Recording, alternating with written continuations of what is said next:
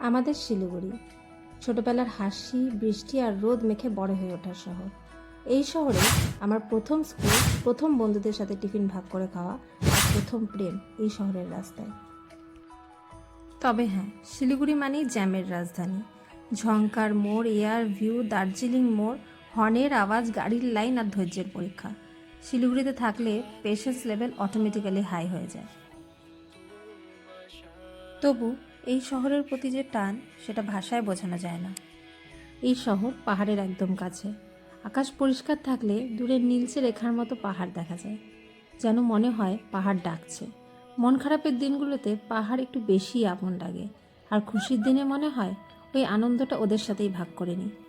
তাই তো শীতের সানডেতে রাস্তার ধারে এক কাপ চা, বন্ধুদের সাথে আড্ডা, হাতে ওয়াই ওয়াই, মোমো আর দূরে পাহাড়, এটাই আমাদের পারফেক্ট প্ল্যান হয়।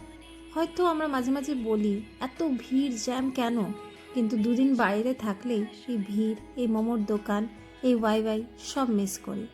কারণ শিলিগুড়ি শুধু একটা শহর নয়, এটা আমাদের প্রথম স্কুল, প্রথম প্রেম, প্রথম স্বাধীনতা আর অকারণ হাসি।